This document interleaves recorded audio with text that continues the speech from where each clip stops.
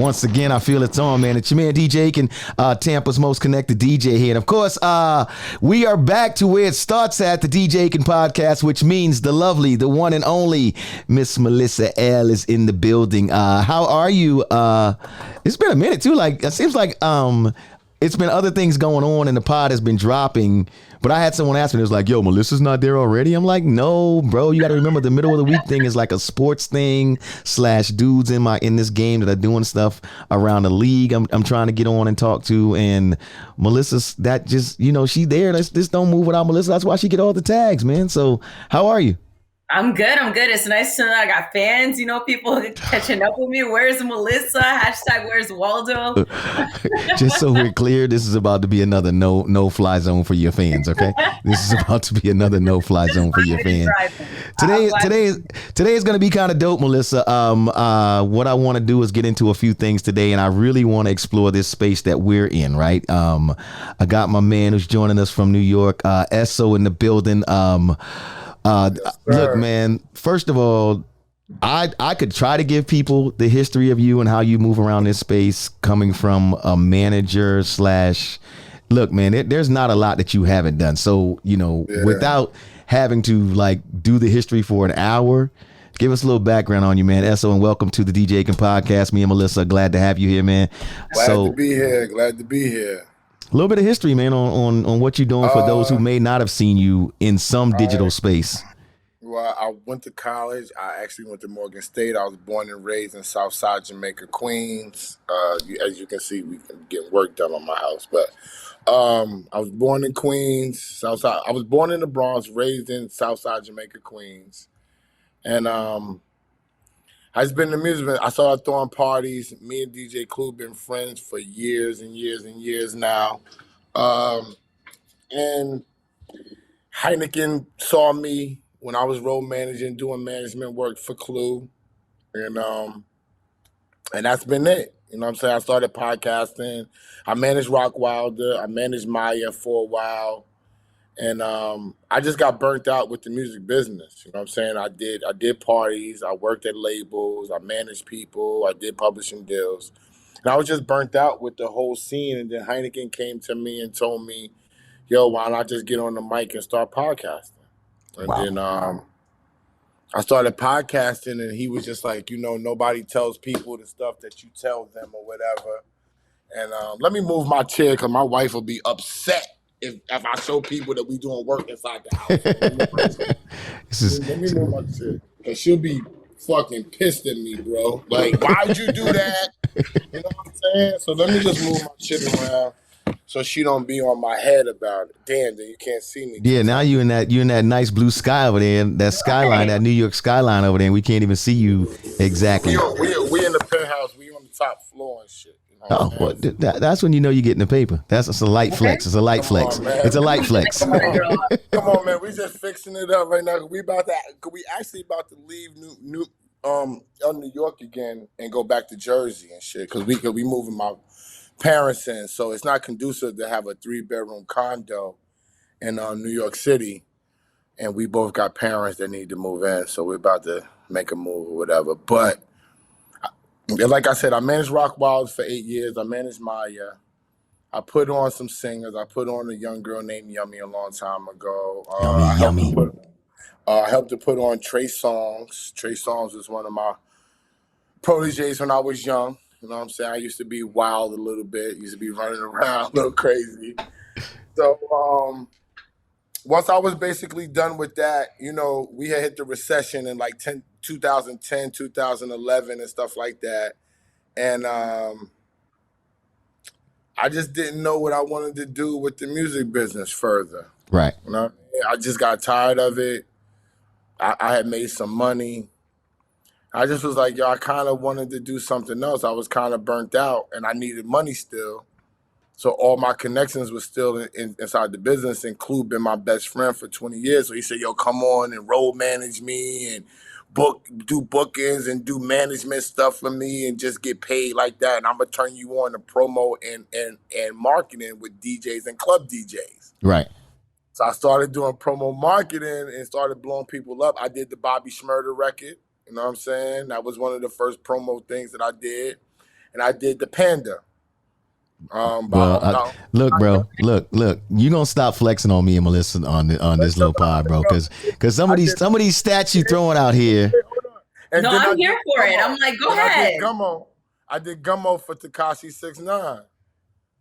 I was the New York person, you know what I'm saying? I did the Gummo, and I just started being like, oh, there's other things within the business that I can do, right? That I actually like, you know what I'm saying? Still type of thing, and that brought me back. And I was running around with Clue or whatever, and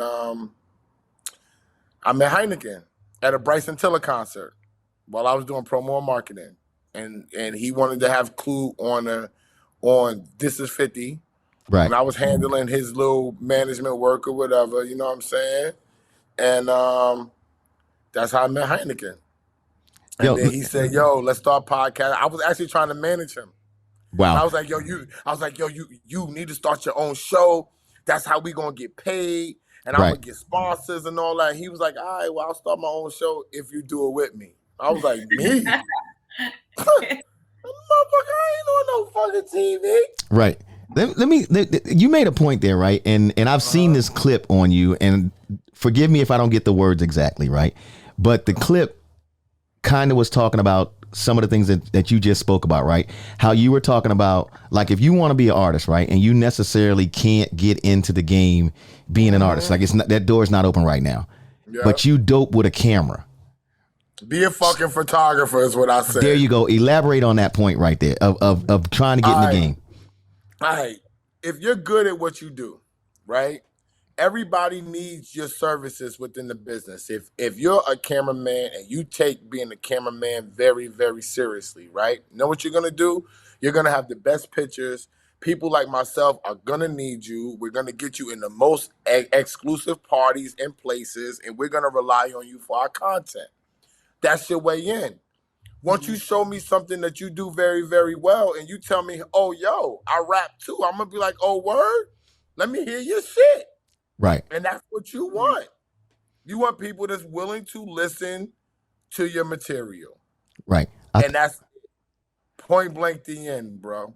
I think one of the things that you've mastered too, and it's one of the things I really pride myself on, and why I think, like you said, even when I reconnect with someone like yourself, because the minute I hit you on Instagram and you hit me back, it was like, wait a damn minute, we connected, right? Because then I'm seeing the thread, and I'm like, this was my man, yo, this was my guy. You don't understand, right? This was my guy. Like, I did tours. People don't understand. Let me lower my voice. People don't understand that when you manage people, you get to know every part of the music business if you are a manager. And especially if you are a manager from the beginning, you're doing promo tours, you're doing dinners and everything. My artists used to get more ads off of people like him fucking with me than her. You know what I'm saying? It's a relationship game. Like, this is my guy. You know what I'm saying? Yeah, people forget though, and Melissa and I talk about this all the time. Like when I first met Melissa, right? I was like, yo, she's dope, she's outgoing. And then we would talk about different things. And then I was like, yo, you ever thought about hosting some stuff?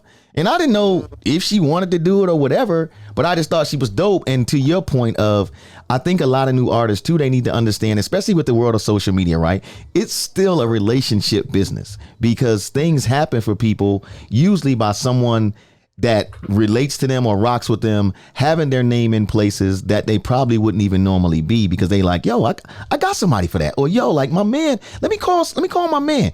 And I think that because of social media and people think that they have direct access to everybody, they try to skip who they think is the little man or whoever the little person is and be like, let me go directly to, like they wouldn't even do the research to figure out that you were involved with Trey Songz. They'd be like, well, let me just DM Trey Songz. Knowing that it's a relationship game, and it probably 99.9627% of the time never will work like that. Never. And Trey, people will be like, well, why does Trey Songz follow you? His birthday is the day before mine. He used to consider himself my younger brother. I put him on. I started the bidding war for this nigga. When nobody cared about him, he was a writer with my writer's big draws, and I was like, yo, I got you. That's why he follows me. I put on Matt. I found Cassie. You know what I'm saying? Cassie was a 16-year-old I sent home. Yo, we popping E. We smoking weed. We partying. Yo, Cassandra, you gotta go home until you 18. That's how she bumped into what's the producer, Ryan Leslie. Oh, Ryan Leslie, right. She was with me in Rockwilder. She told a story in the New York Times. You know what I'm saying? When she saw Puffy with me, she's like, Puffy, my real name is Randy Parker. Randy discovered me at 16. You know what I'm saying? Yeah. I've been out here. Like, niggas could take my demeanor, whatever they want. I graduated from college. I know what I'm doing. I got a degree in the streets. I got a degree in college. I got a degree in the music business. And I got a degree with making money and with these women. So whatever you need to know, bro, I got you. I tell people all the time, life is about networking and really cultivating those relationships. For instance, I have a job that requires a degree, and a clean criminal background. I got to where I am because of who I knew and cultivating those relationships. And what you know is what keeps you there. Who you know gets you there, and what you know keeps you there. And I keep that in the room. Yep. You're right about that. I mean, you already strike me as somebody who knows how to build a relationship. You know when to talk, when not to talk. You're not sweating it. And that dude already recognized how you talk and brought you basically into the game.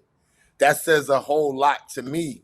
You know what I'm saying? Because he's a veteran. You know what I'm saying? Veterans just don't do that for younger people at all, or even take time to recognize what talent or what you bring to the table, and then let you come on camera and talk to niggas like me. You know what I'm saying? You know what? I'm going to tell y'all something real funny, and I've never told this to Ekin before. This is the first time I tell him. So I grew up singing, so I always grew up listening to the radio, right? And so when I first moved to Tampa, there was like 2 radio stations, and then the rap station came, and then a few others, right?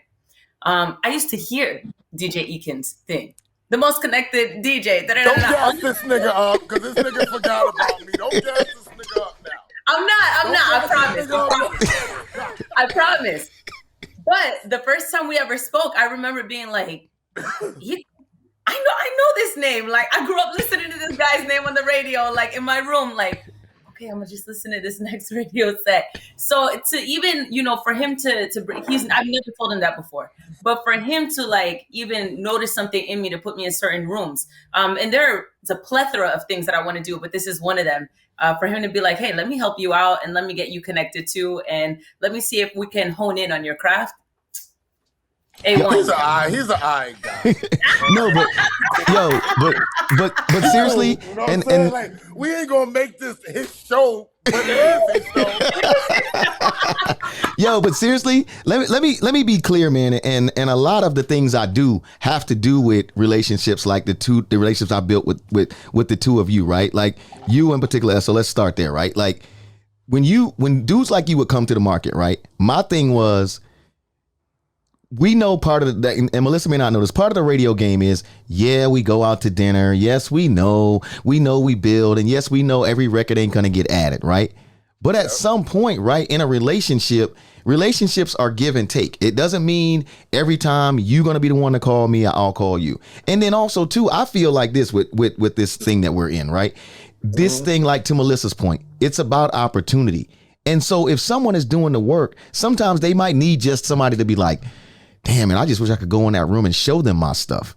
If they doing the work, man, I've never understood what someone could gain out of just blocking everything. You know what I'm saying? Because to your point, you look that much more doper when you've discovered somebody else that's dope. Okay, but you don't get paid off them niggas sometimes, though, Ekin. Well, that is why songs, they never cut me a check. Well, to that other point, though, what you did right. You did do that to a certain extent, but then you went and you did the homework, bro. You've made it to where you understood that this is the music fucking business. You understand what I'm saying? Like, don't get me wrong. We can be cool with a lot of people, and you definitely in a space being in New York where you know a gang of people who they always in the room. But at some point, it has to become business. Because I never forget telling somebody this too. And you being around Puff, you know this, right? It used to be a dude that be around me all the time, right? He got a couple of the Cuban links. They was crazy. And he used to be always like, yo, I've been in the room with Baby, this, that, and the other. And I had to tell him, I said, let me tell you something, bro. Here's why I do things the way I do them. Because if I call Puff, I want him to pick up. You will never out money them dudes. They done it all. Like Diddy at 20, you in New York, you seen it. What more can you show a dude like that with the money that he's seen? So at some point, motherfucker told me he was a millionaire in 1991. Boom. He told me 31 years ago. Yo, bro, he gave me a hug. He was at the radio station. You know, he political. I just got to jump in because you brought this nigga. No, go ahead, bro. This nigga ain't seen me since 05 in St. Bart's New Year's Eve on his boat, okay? He saw me. He walked right past me. I walked into I said, yo, what's up, nigga? Nigga said, you cut your fucking facial hair off and you got braids. What the fuck is going on right now? Yo, come over here and give me a fucking hug, nigga. Fuck you trying to dap me up for, right? But it's the same thing. Like if you don't have what these people need, right? It's no point to call them or be with them. Because like you said, these niggas is millionaires. They're about their money already. You know what I'm saying? They all on a different plane. When he reached out to me, he didn't need me. Right. At all. He saw something in me, but he didn't need me. You know what I'm saying? And those are the biggest factors that I always try to make myself valuable to anybody. I'm an extreme connector. Niggas know I'm a cash cow. I know how to make money. I know how to do that. I didn't lost money. I didn't been there. Everything that you would want to do in this music business, I've done it. And now I'm back on the incline at 40 years old. You know what I'm saying? So that's the thing. When I built with you, me and this man didn't have a lot of time together. But when I come meet niggas, I come with the sincerity in my heart, my nigga. Right. So it's like, if you vibe with me, you vibe with me. And if you don't, you don't. Right. When he found me, I have followed him years before he even knew this was me. Niggas didn't know me as ESSO. They don't know that. They know Randy Parker. Who is that nigga? Right. Official. This is real shit. This is off topic, but I just gotta tell people how you gotta take a chance. I'm trying to center myself. I'll be moving. How you reinvent yourself and shit is that Cardinal Official was watching the show for 3 months. He watched it with J. Cole. He watched it with mad niggas. And he's like, yo, who is this nigga? I know this nigga. Right. But this nigga look differently, right? He finally, after 3 months of watching the show, he goes to follow me. He follows me. And he DMs me. And he sees a DM from me 2 years ago. Yo, you don't know me as this guy, but this is Randy Parker. Right. Nigga. I just saw Mr. Morgan in Chicago, and I asked him about you, and I'm like, yo, where's my man at? Right. This is real shit. He calls Mr. Morgan, who's with Drake. Everybody know who Mr. Right. Morgan is, Drake right-hand man. He calls Mr. Morgan. He said, Mr. Morgan, I thought you said you didn't know this nigga on the My Expert Opinion show. He told me, he DM'd me, say he saw you 2 years ago. He said, this nigga's the same. He said, he's Rockwild and Yummy's old manager. He says, I don't know no nigga. So fucking Mr. Morgan says, the only nigga I know that managed Rockwild and Yummy is Randy Parker. And that's not him, because that nigga got prayed. This is real shit. Right. This is real. I swear to God, this is the funny shit. Cardinal Official loved me from the show so much, he decided to DM me and invite me to OVO Fest because Drake was going to be there. He wanted to connect me. He wanted to meet me and all of that because I'm big in Toronto is what he said. He DMs me and he comes up with a scheme to just say, give me your name for the past. Now, Ekin, you know you don't need no name for no past, nigga. You just you ask him how. Yo, I got 5 with me, nigga. You know what I'm saying? I got 5 passes, nigga. You know what I mean? So the nigga says, I need your name for the past. I said, you need my name for the past and you perform it? I said, damn, my nigga, you don't remember my name? Randy Parker. The nigga responds, Bumba Clot.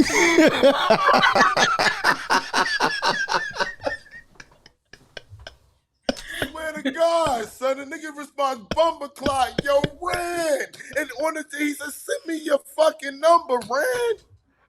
I think something else Everybody's talking about you and we didn't know it was you. Puffy said, I didn't know it was him. He said, come here and give me a hug. And I'm saying that to you, that people saw him. Right. He was with Charlemagne. He saw Clue, Angela Yee. Envy dapped them all niggas up. The only nigga he said, yo, my nigga, don't dap me up, come give me a hug, was me. He said, I know when this nigga was wild and had facial hair. What are you talking about? That's love. That's love. Man, that's how I feel about him. Dude, this love goes both ways though. And like, hold on, what we're not gonna do is act like though, first of all though, that I wasn't giving you your flowers because I reached out and said, yo, man, I would love to have you on the pod. So okay. even though I'm probably in the same little bit of the category as Cardinal, cause I was like, wait a minute, why do I know this dude? When I reached out and gave you your flowers, and I was like, bro, I would love to have you come on the pod. That's exact. I'll pull them DMs up. I'm not even mad that people don't remember, because you know why? I had to do different things. Right. When you reinventing yourself. You know what I'm saying? I was a young, wilder guy. You know what I'm saying? Like, people didn't even know that I was smart. I was so wild. Niggas found that out later. They thought I was like muscling my way through it. Then they was like, oh shit, Dr. Dre said he's the best producer manager. He's the illest man. Oh, Dr. Dre said that. Yeah. Oh shit, he really managing. He not just running around with this thug nigga. No, the thug niggas relate to me. Right. I'm not a street nigga. I'm a hood nigga. I'm not a street nigga. You know what I'm saying? Like, let's not get it fucked up. I ain't selling no keys. Well, no cracks, hold on. No while we're there, because I feel like we can learn something here, Melissa. What is the difference? Because I know you got it. What is the difference between a street nigga and a hood nigga? Yes. Educate us. Let's just give you, like, we'll start with examples. I am a hood nigga, right? I will get down and dirty if I have to. Right? Okay. I don't want to.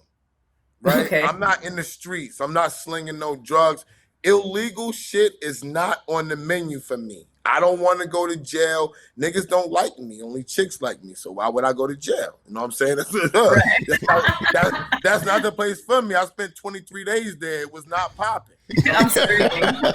I'm not a street nigga. You know what I'm saying? I don't want to survive in that way. Right. A street nigga will survive in any way he has to. Street niggas fuck good looking crackheads. Hood niggas don't.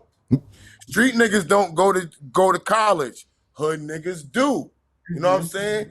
Like it's a lot of different things that we do. We want to do shit in a legal way, but on my own terms. Right. That's a hood nigga. A street nigga don't give a fuck about no way, nigga. It's happening. And I'm ready to deal with the ramifications. And all y'all niggas that know I'm a street nigga, that fuck with me, to enjoy the perks of the street nigga, y'all gotta deal with these shits too. Hood niggas don't want their family and their girl and their friends dealing with their ramifications. That's not a part of the menu. Right. You know what I'm saying? It's a totally different way. I ain't trying to hurt nobody. Street niggas, you have to be willing to hurt niggas.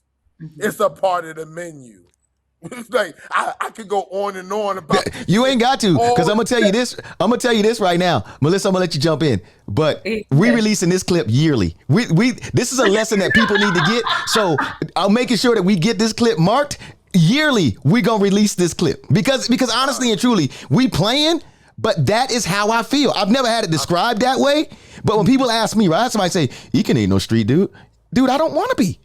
I never wanted to be. And to your point of what you just said, I don't. Melissa, go ahead, because I know I jumped right in before you got in. Go ahead. No, it was just to make a joke. I was like, this man is the analogy master of disguise. Like, I'm impressed by Esso. But I can relate to something that he did say, how people, the perception of you is like, oh, well, I didn't even think this person was smart. So, I model, I sing a little, I dabble in a lot of things, right? And people see my social media. Oh, Melissa's a party girl. Melissa models. Melissa must know these people because she slept around with them, this, that, and the third. And then they sit down and talk to me and they go, you're smarter than what I thought. I go, yeah, I'm actually smarter than what I look like. So I could relate. I was like, listening. I'm like, okay, like I feel you, Esso. Yo, how many shows are you on right now? Because that's the one thing or two that when you're talking about the hood versus street dude, right? That hustle is in both of them, right? Because I'm a If hustler. you don't, I never I, said no, I I wasn't. know that already. I knew that. But how many shows are you actually on, and which shows are like yours that you're Technically, on all right. all the time? Technically, I'm gonna be real. Technically, I'm on 4, right? But really, I'm on 3 because me and Heineken, we not on My Expert Opinion no more. But the first season that it's on Revolt, we all over it. Gotcha. All But right, you can't go. You can't go here and not give us the shows either for who's watching. I'm gonna give you. I'm on Bag Fuel. Bag Fuel is on. Bag Fuel is on YouTube. That's me and Heineken's on. That's where we fueling young men's mind, young people, not young men, young minds to get to the bag. You know what I'm saying? So that's Bag Fuel. If This Is 50 puts us up there, Hot New Hip Hop puts us up there, so they expose us. But that's our show. I'm on eight at the Table, excuse me, which is a relationship show. I'm a recurring guest up there. I actually was. They call me a cast member because I am, but I can't do it as much because of the success of the other shows that I've been on contractually. So I can't be there weekly no more. I could only be there one time a month, but I'm still on the show. Me and Clue is launching, which is the biggest thing that I've ever done right now. Me and Clue is launching Ear Pollution. I think I saw a clip of that. I think I saw a clip of that on somebody's. Our first guest is Little Baby, which he don't do interviews. Our first guest is Little Baby. Our second guest is Floyd Mayweather. Our third guest is J. Cole. Our fourth guest is Offset. Wow. You know Nice. so wow. That's my step up in the ranks right there. And you're on you're on Hoffa's like podcast a lot. Yeah, but that's the one I'm saying. But technically, I'm not up there no more. Gotcha. Okay. Go a whole nother way. But the first season that Revolt is picking up, he just signed. We all over that. Right. But after y'all get us there for one season, you ain't gonna get me there no more. You know what I'm saying? Not because I don't want to be up there. Right. You know, it's just shit happens. Contracts and things, man. Hey, now that we're in this podcast space and we're talking, this kind of is a big discussion I wanted to have with the two of you today because, of course, being where we are, right? We in this hip hop space, which is us first and foremost, number one format, you know. And if you two are like me, which I know you are, Melissa, with a slight slant on the Latin thing, you know, what's that dude's name? Bad Bunny. Bad Bunny. That's a jab with a slight slant. Don't do me. Don't come for my ethnicity. Don't do me. I mean, I ain't mad at it. Yo, bro, a slight slant though. No, because it's like Stealing that. I'm stealing it. I'll give it to you. Look, okay, but I didn't mean it. Pickup line. Slight slant though. I'm stealing that with a slight slant on the ethnicity. I always tell people I have a little extra adobo, but I like that one better. Slight slant. Let's talk about these platforms, man, because we know like the podcast thing, to your point, and it has exploded, right? Everybody's at some point throughout the day. I think if you talk to enough people, somebody will tell you either they want to have a podcast, they're thinking about having a podcast, or they have a podcast, right? Mm-hmm. So we know the space is becoming this space of like, it's one on every corner. So let's just start there. Like rappers, boom. Like the dude who was selling. Remember at one time when you was younger, like everybody knew the weed guy. Then it became everybody was a weed guy. Right. So that's how.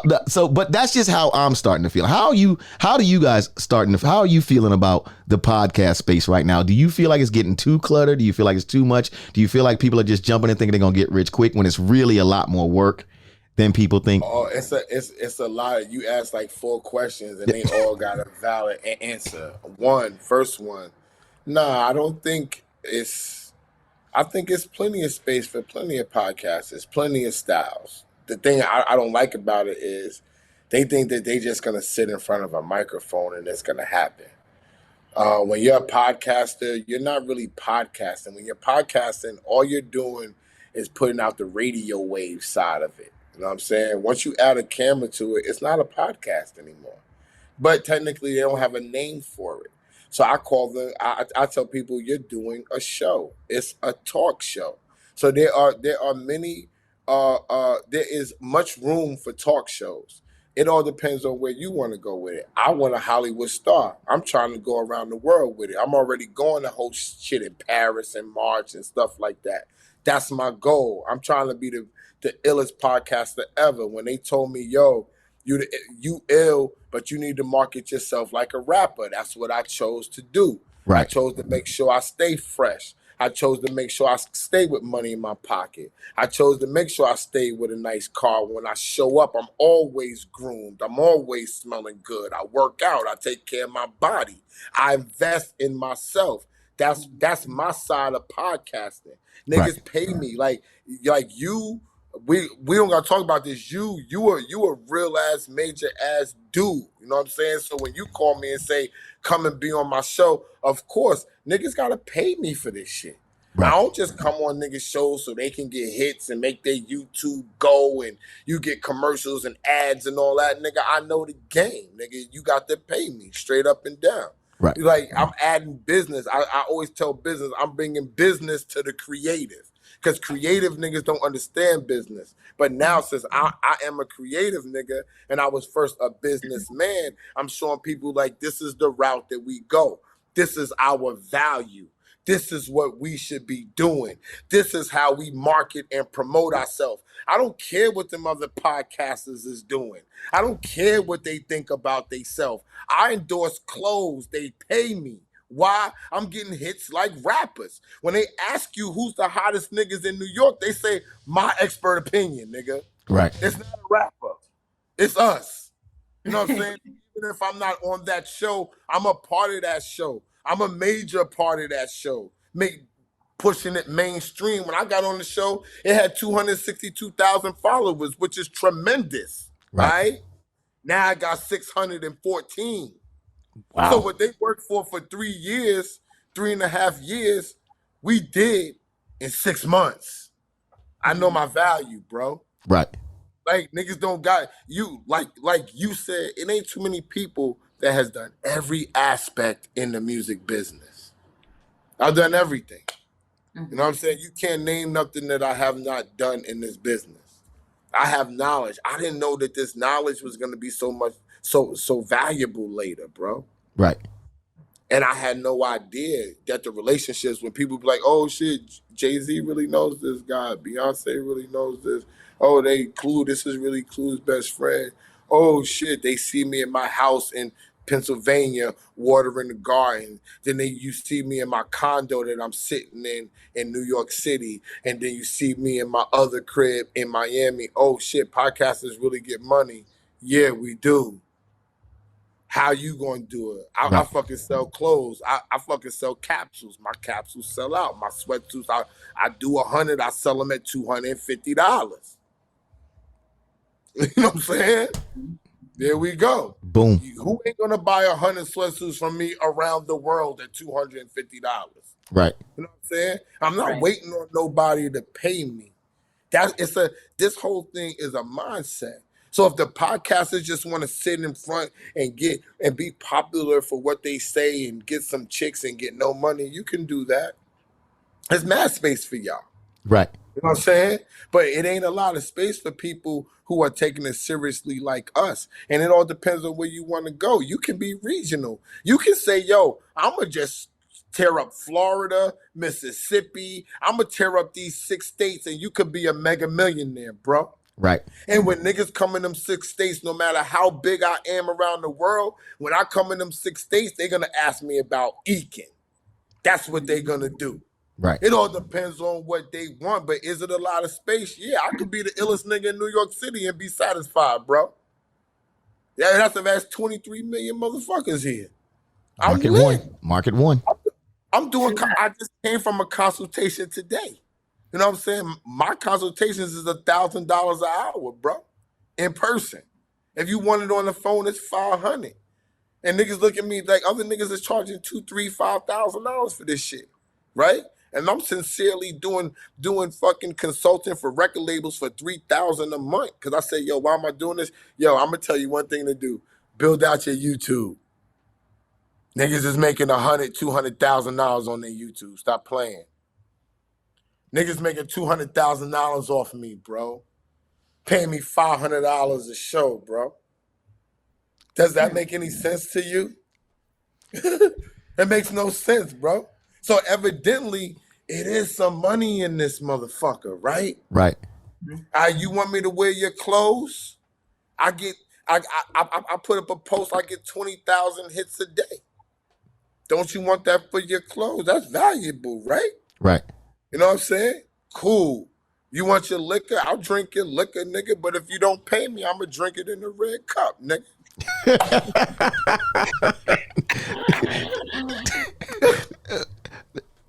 Melissa, hey, we gonna put our money together and call in. We gonna call in just to get a consultation because I just want to know what it's like. So we gonna no, because honestly, you know what's really dope though, bro. We laugh, right? But I think it's so dope that the realness of you, it comes out when we're having these conversations, because I think, and Melissa and I talk about this all the time too, that next generation of creatives, to me, we have to be in front of them, because the classroom ain't gonna give them this hustling part of the game that, like you talked about earlier, right? We gotta hustle in a different way, but we use the hustle that we get from the block and from the neighborhoods we grow up in, but we also learn to use that in a legal fashion, and we beating people because they don't want to hustle. You know what our fucking problem is, my nigga? Tell me. And it's alarming. Every race sticks together beside black people, son. It's fucking disgusting, son. And like, I don't even understand it. Well, black people will fucking snake it. Oh, you can't pay a white man to snake another white man for a nigga. You can't give him enough money.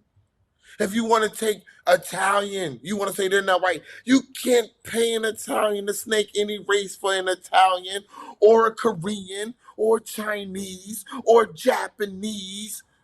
What are we talking about here?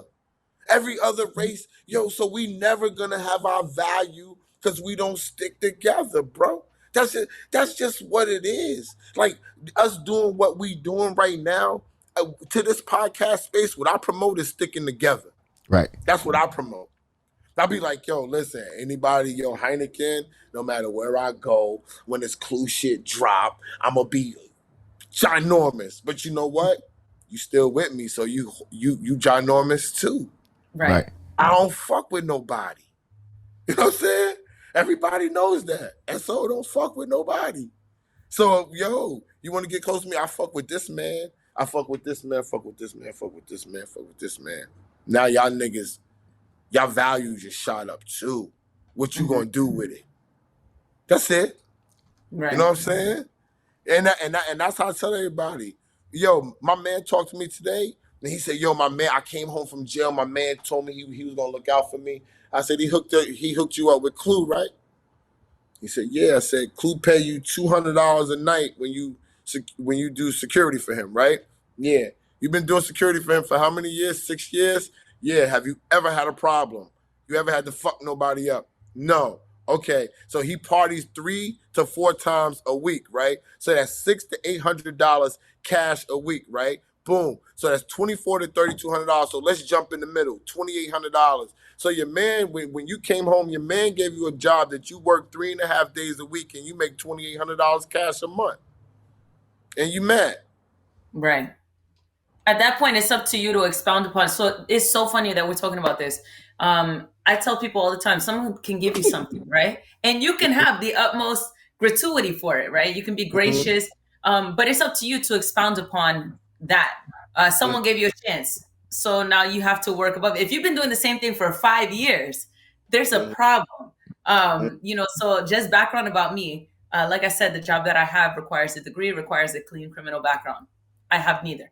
I sit in corporate offices or corporate meetings with people twice my age, obviously a different color than me. I started at the McDonald's inside of the Tampa General Hospital that we have. And someone noticed me from the hospital. They say, hey, why don't you apply? I say, hey, I've been applying every day for the last 6 months. Y'all don't hire. Not knowing that this person was a recruiter who had been observing my work ethic already. He gave me a chance to work at the hospital. 6 years later, I'll be damned if I said I'm going to be doing the same job. I started as a transporter, moving people around. I'm small. I should not be pushing people, but that's what I was doing. And 6 years later, I got my job in HR. And from then I've expanded upon and built up my career in that realm. If someone gives you a chance, it's a step in to make a step up. You can't be doing the same thing for 5 years. Yeah, Like, mad about it. But listen, everybody does not have an entrepreneurial spirit or heart. Even though that you're working in a 9-to-5 situation, you have an entrepreneurial spirit and heart because you're on this Zoom with me right now. Right. That's it. You follow what I'm saying? If you didn't have that heart and spirit and knowledge, you would be saying, I'm working my way up corporate. I'm fine. I'm making my money. I live in this house. I'm on my own. But you have a different style of spirit. So I'm not knocking him for doing the same thing for 5 years. Right. What I'm saying is why you didn't build upon it. Thank you. You can't get mad. That's what I'm saying. You can do the same thing, but maybe you have other clients. Right. Maybe you know how to put other people on and you have them give you kickbacks because you know other people that need security too. You can start a business at this point. Maybe, you know what I'm saying? Step your game up. But to his credit, when I brought it to his attention, he understood. Right. Okay. See, the difference with me, with how I talk to people is, if you a jail nigga is what I call them. I got mad jail niggas that's my mans. Right. I'm talking to you like I understand you're a jail nigga. Right. So I'm giving you the language that you need to understand and succeed in layman terms. Absolutely. I'm not looking at you like somebody else who wasn't in jail, who was out here and had a chance to understand and learn and see. They don't have those.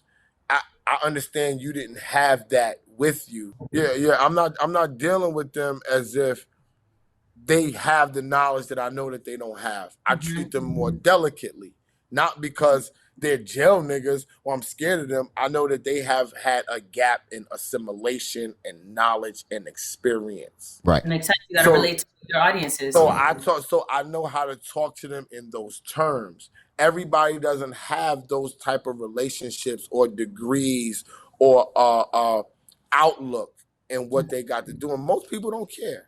You know what I'm saying? I'm not no saint. But what I am is I'm a caring individual. And I'm a dude that's got on and nobody helped me. Puffy looked at me and said, how do you have a Hummer? This was in 2005, 4. How do you have this Hummer and all this jewelry and all these people know you and I don't know you? Right.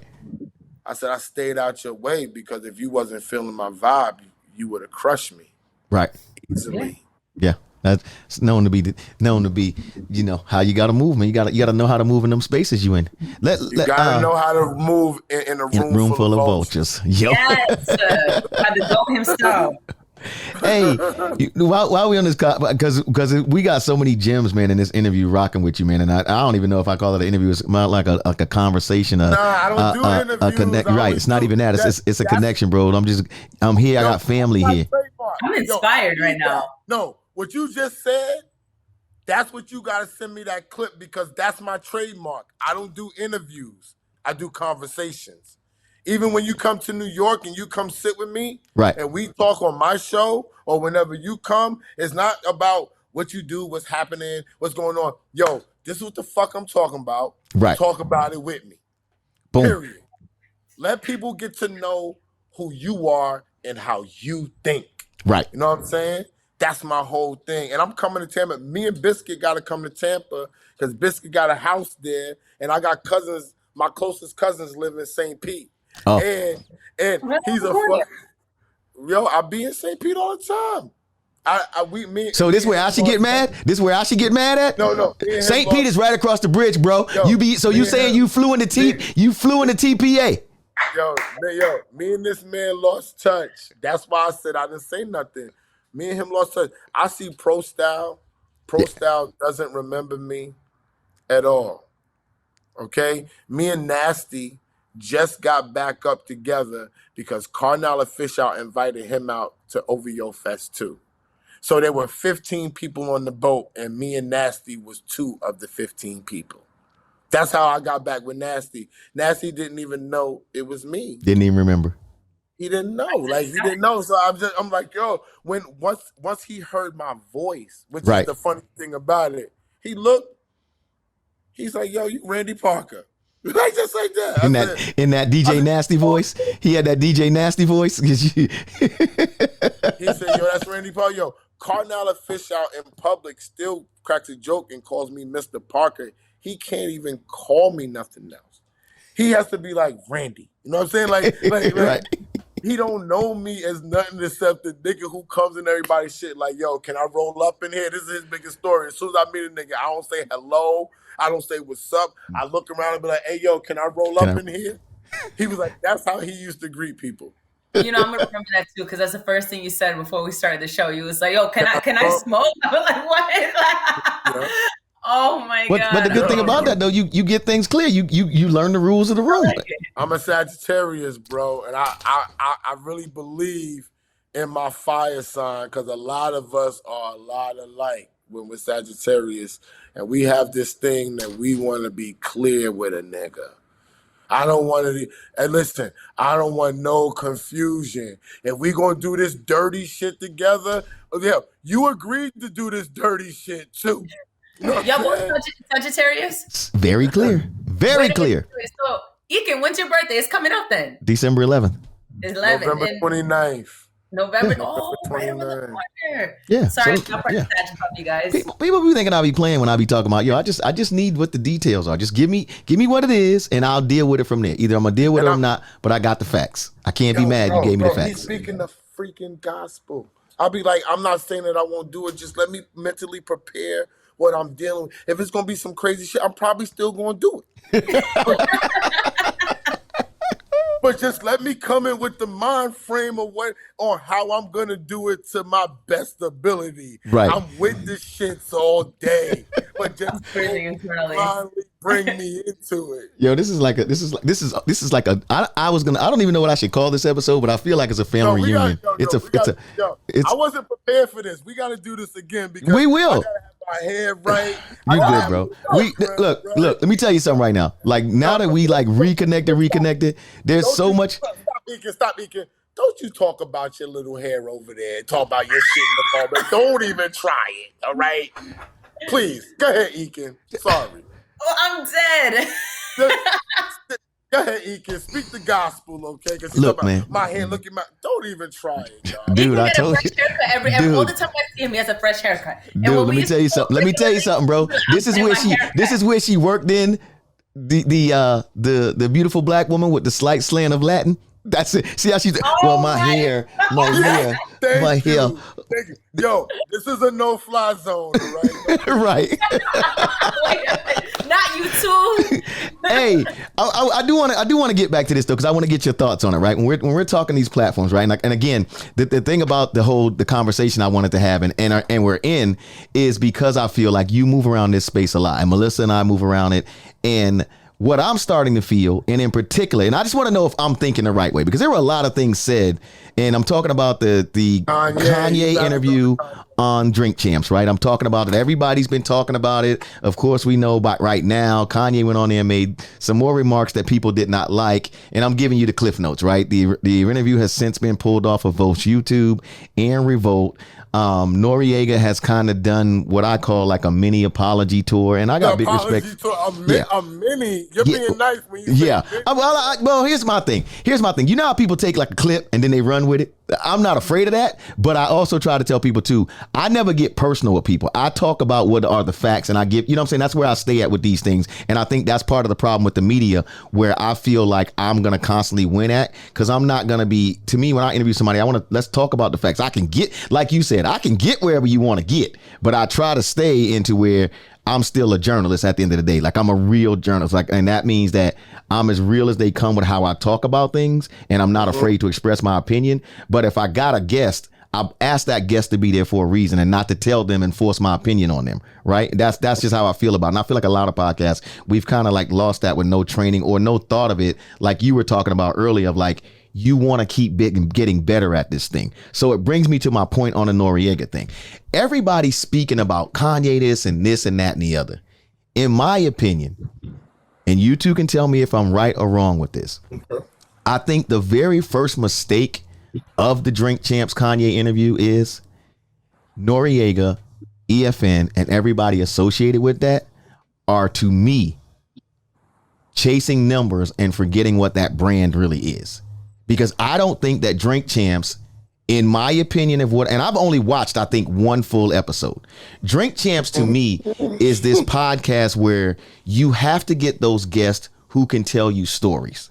Right. And so they come on in and it's all about the memories. It's all about the history of my career, because also, too, when you involve liquor, and everybody is the one of the other points that seems like to me that Noriega makes is how drunk can we get in the process, right? Right. Because we want to have a shot after every real point. We clapping hands. It's not really about getting a interview of information. So you bring on a Kanye who, to me, can manipulate an interview at any turn. He's viral. He's viral. Right. And so when you bring him on, if you're not really there to interview him, which to me, a lot of these platforms that he's been on aren't really there for that. They're really there because they know, like you said, Kanye gonna bring numbers. All I got to do is say, I got Kanye, and the clicks are coming. What he say, I'll deal with. Now, narrow my question right now. Am I right for thinking that the first issue was that he just should have never been there? All right, I'm gonna speak on this. And I say that because I'm gonna be very delicate with this, because right. And I don't mean like Noriega shouldn't. And I mean more so like because of what Drink Champs has been. It's been like a history, good times. We get the stories. You know what I'm saying? Like, that, I never knew that about Fat Joe's career. I never knew that that's what Snoop Dogg went through back in the day when they were doing the Chronic. Whereas Kanye, we do that on My Expert Opinion too. It's right? Everybody tries to have that same premise that they want to tell the history and the story. That's what a lot of these shows have become. To me, it's trashy. I hate it. Well, Plies, who is one of Tampa's finest. Plies said a lot of these podcasts are becoming the feds because they go in there and tell all their business, and they go telling on everybody in stories that shouldn't even be out there, and they telling them all.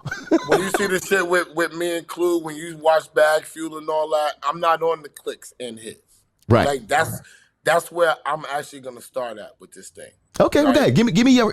Wait. Let's the time, because I know once you go, it might spark up two more things that I'm gonna have to ask. So let me get Melissa's thoughts first on where she think if I'm thinking right, that maybe it wasn't the right platform for him to be on with where he's been going at right now with his I call it his tour. So I have a love for broadcast journalism as a whole, but you're right. I personally don't feel like it was a true interview. Like, I don't feel like anything was necessarily addressed about what he said. I think like we dapped up, we had a few drinks. He talked about some stuff, but there's nothing that was, and it might be because, you know what, Noriega maybe might want to be a good politic. When you have someone interviewing someone else, it cannot be someone who cares about hurting the other person's feelings, because we're here to get facts. We're not here to get your feelings. I mean, yeah, that's a part of it, but you can't pussyfoot around certain questions. Like, it has to be what it is. I mean, I'm here to interview you. I'm here to do my job. Yeah, we can laugh about some things. We could talk about some things. Maybe we got some things in common. Maybe we know the same people. Maybe I understand you because we're in the same industry. But at the end of the day, I'm here to interview you, and we're here to get these facts. And I don't think that that's really what happened. I think a person like Kanye West can go in, come off topic. Noriega can pussyfoot around the whole interview because Kanye West is Kanye West, and you can't. Let me jump in. You can't control Kanye, though. No, you can't. That's the one thing. Like, if you have to watch the My Expert Opinion interview with Tony Yayo. Okay. All right? Right. There was he wasn't going to control Tony Yayo that day. That day when he came in there, he was going to make his point, and it wasn't going to be nothing that was going to stop that man. You know what I'm saying? Mm-hmm. And sometimes, like, Ekin, you could be right about, yeah, he shouldn't have did it, right? But Kanye's his friend. Right. You know what I'm saying? And even if he's not his close friend, he's his friend. We got these friends that are colleagues. You know what I'm saying? Like, if you ain't never done nothing wrong to me, if they ask me about you right now, I'm be like, yo, that's my man. And if niggas bash you straight up and down, and you call me and you be like, yo, Rand, I need to be on your shit, you gonna be on my shit, bro. Right. That's just that, yo. That's just what it is. If they gotta take it down, y'all gotta take it down. But this nigga who's my man, who's a billionaire, who's done things for me that y'all don't even know about, Right. whether it was produced for me, give me money, get Yeezy to sponsor me. You don't know. Niggas be doing mad shit for nigga. Nori have fell off at one time. People Right. forget that. You know what I'm saying? Niggas don't know what niggas done for people. You know what I'm saying? So it's between the rock and the hard place. But Nori should have said, yo, bro, George Floyd didn't die from that, bro. Boom. Okay. But you know what? And Nori says he's a black man. I identify Nori as being Spanish. I thought he was Spanish. Yeah, I do too. But let me jump in right here too, because it's something that I forgot to do. And you just made a point, because I want to clarify my point a little bit more. When I say wrong platform, I don't mean, to your point, right? Because you don't know the relationship. I don't mean, bro, you can't come on my show, not with the way you've been acting. Because like you said, our relationship is different from all this stuff that's going on out there. But what still has to happen, to Melissa's point, is not so much of controlling Kanye, but you have to make everybody respect your platform. And by that, I mean, if I come to your platform, bro, if I care about you the way that I do, no matter how passionate that I am, I gotta respect your platform. And I'm not saying everything Kanye says has to be the right thing, but if you came to really have a conversation with me as your man, then we both have a conversation. I get it if Chris Cuomo trying to embarrass you, or these dudes these other stations, and they not even in our culture. They just immediately trying to get a clip and embarrass you. I need the hits though too, Ekin. Don't forget that. See, come on, Ekin. You know the business. Look, I'm gonna play. Let me play you. I saved something for you. Jason, give me this clip right here. This is Noriega talking to Charlamagne. 7 times. I represent for black people 5, 6, 7 times. Well, Nori, like I told you, you should have put all that out first. Then, by the way, no, I did. You know what it is, Charlamagne? Baller Alert came and they took the clip and then they ran with it. I can't be mad at Baller Alert when they taking the clip now that's working against me, because I'll be happy at Baller Alert when they take a clip that works with me. Right. You understand? So I couldn't really do it. I had to die by the sword. But and also, like I said, and Nori, as your friend and as your business partner, I told you last week, don't do this. It's not worth the trouble. You did. I told you this twice before you. You did. Well, Nori, we appreciate you for checking in, brother. Well, hold on, Envy. I did not know he was gonna go there, Charlamagne. You had to know, Nori. You've been doing it all week. No. Nah, I just did. By the way, if you watch the interview, there's a certain respect that you can see that Kanye has for me. There's a certain respect that you can see I have for Kanye. So I did not do it. Boom. Now to your point is valid, bro. But I think that's where it gets like interesting to me, because like, again, I take Drink Champs as this show where dudes go on there, or whoever goes on there, right? And it's all about spilling the business, some that should never even be said over the years. We gonna get drunk, which means the questions and answers are unfocused and could be all over the place, because we taking shots and giving applause after every 2 or 3 things that make the room scream. That and doesn't make a get good shit off their chest, Ekin. Come on, Okay, so hold on real quick, right? Ekin, they caught me drunk on camera. They got me, son. And I called him, I said, you know what? I don't normally say this shit, but I'm going to say this shit today. They got me, bro. At that point, you don't come and real interview. talk, it just didn't go viral yet. Trust me, it's going to go viral. And you're going to see it. Once my name gets bigger, you're going to see it, and you're going to be like, this is the shit he was talking about on camera, and they got him drunk. I'm just being, it's positive and negative. I just deal with reality. right. And I know from watching over the years, since Kanye mom's, God bless the dead, Donda, he ain't been the same. His mental ain't been the same. Why are we not understanding that? So when these people, like we as media, gotta take responsibility too. Like I'm not the media person that comes from just the media side. I was on Kanye's side. I was managing Rock Wilder. I was managing the Mayas. Yo, back then, who didn't say stuff about Maya? And I had to walk around and be like, nah, she's not like that. You bugging, you bugging, you bugging. You know what I'm saying? It's different right now. I've been on that side too. So when I come at this media thing, I'm very, very sensitive about how I come at people. That's why I don't do the clickbait. That's why I try to ask them questions that's about their feeling. I steal a lot from Charlemagne, his style. Not what he does, but he asks people like it'll be a whole controversy, and niggas will be talking about the controversy, and Charlemagne will say, "Well, how'd you feel about it? Right. What was your thoughts? What were you thinking?" Right. You know what I'm saying? So I don't throw them under the bus further because they're already under the bus getting rolled on. I don't got to roll backwards on their ass. You know what I'm saying? That's how I look at it. And we don't take responsibility. We'll say, like Sweetheart said, it's my job as a journalist. And it's my job to get this story. And it's my job to get this shit.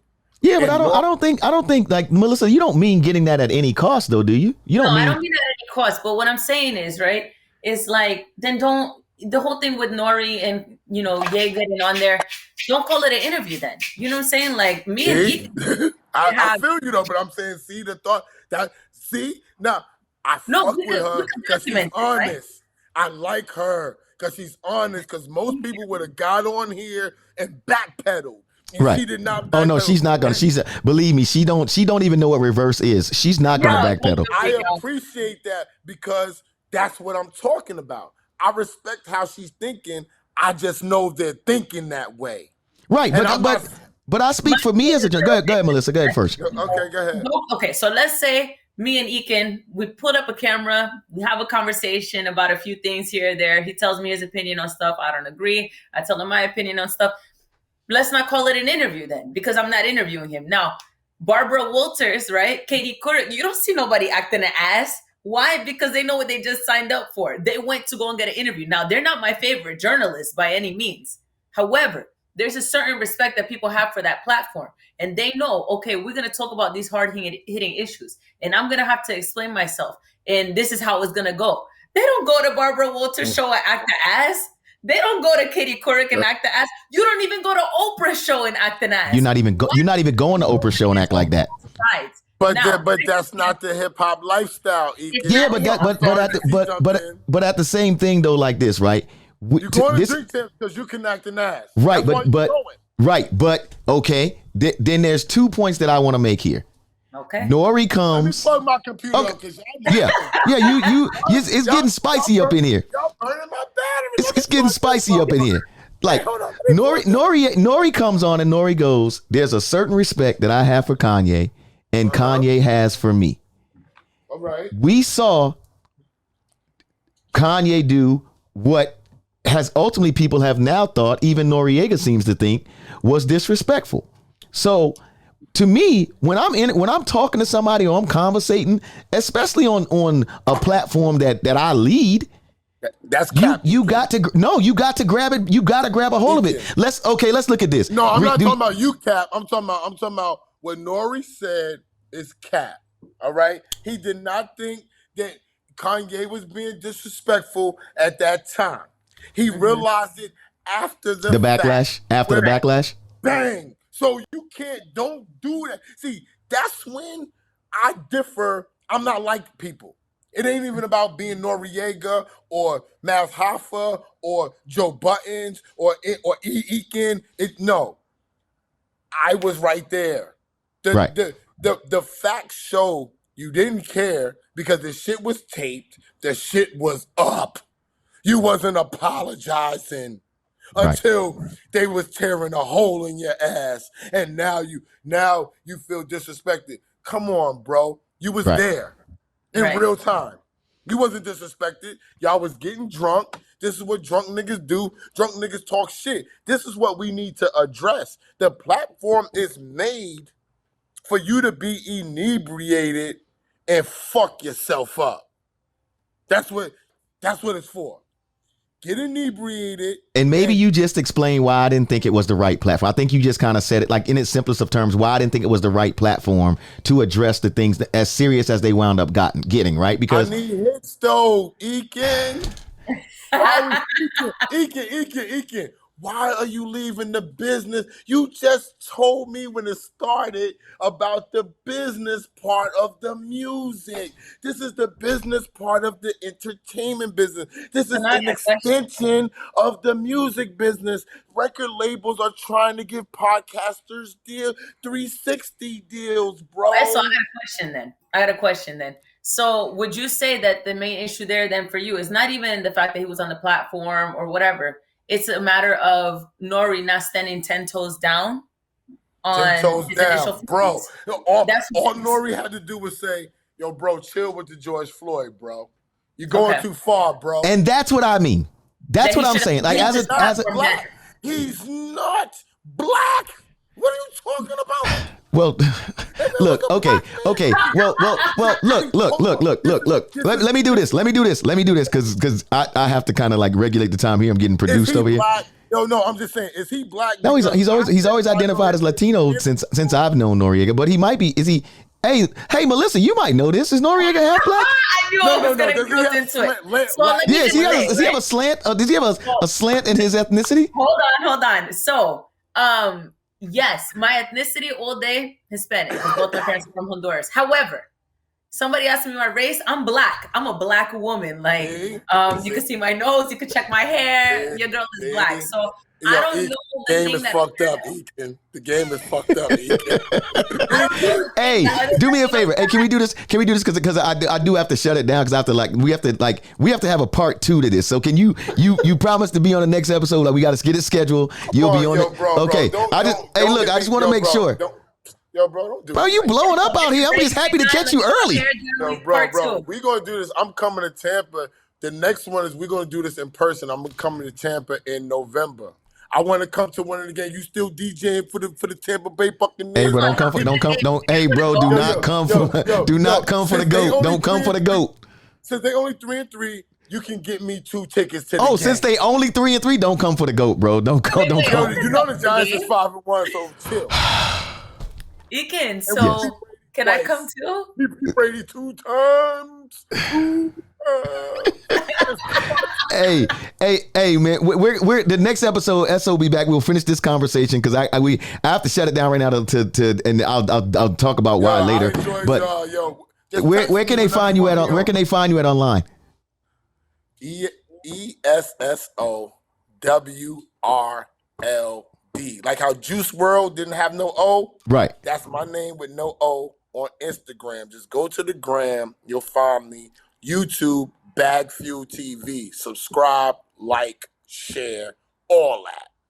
Got you. Melissa L _ right in the front on Instagram _ in the back on TikTok. It was a pleasure to meet you, SO. I already followed you, by the way. This combo ain't over. Like this is just part 1 of it. I'm telling everybody he's back for the next episode too. I've already called it. Even if it's on this Zoom type of thing, I'm doing it. But when I come to Tampa, have my call. I'm gonna call you tomorrow. You need tea. You got a rider. You need tea. You need tea. You tell me when I got my tickets, and I'm coming down there. You're not coming to the game with that attitude. We gotta have counseling first. Not that attitude. Hey man, for everybody rock with us. Hey, I gotta get out of here, man. We gonna part 2 is coming. He's gonna be here, man. At the DJ Ekin podcast, man. Shouts out to Radio Influence at DJ Ekin TV, man, across all the platforms. Like, subscribe, all that good stuff. SO, I see you, Melissa. I see you. No, part 2 is coming. He's on part 2 next week, man. I promise you, he's right back, man. God bless, man.